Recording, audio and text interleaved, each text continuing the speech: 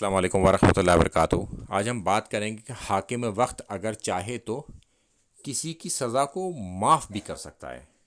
کہ مشہور منافق عبداللہ ابن ابی کی گستاخیاں جب حد سے زیادہ بڑھ گئیں تو حضرت عمر رضی اللہ تعالیٰ عنہ نے اللہ کے رسول صلی اللہ علیہ وسلم سے عرض کیا کہ یا رسول اللہ صلی اللہ علیہ وسلم، مجھے اجازت دیجیے میں اس منافق کی گردن اتار دوں۔ تو اللہ کے رسول صلی اللہ علیہ وسلم نے جو جواب دیا وہ یہ تھا کہ نہیں، چھوڑ دو اسے، کہیں لوگ یہ نہ کہیں، مطلب لوگ اس طرح کی بات کو کرنے نہ لگیں کہ اللہ کے رسول صلی اللہ علیہ وسلم اپنے اصحاب کو قتل کرنے لگے ہیں، مطلب یہ الزام نہ آ جائے ان کے اوپر۔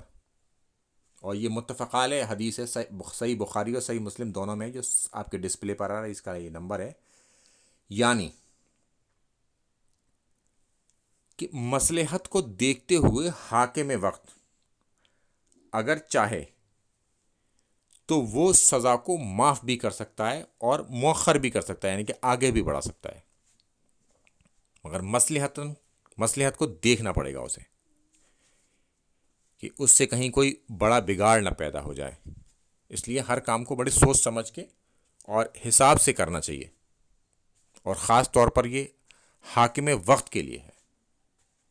السلام علیکم ورحمۃ اللہ وبرکاتہ۔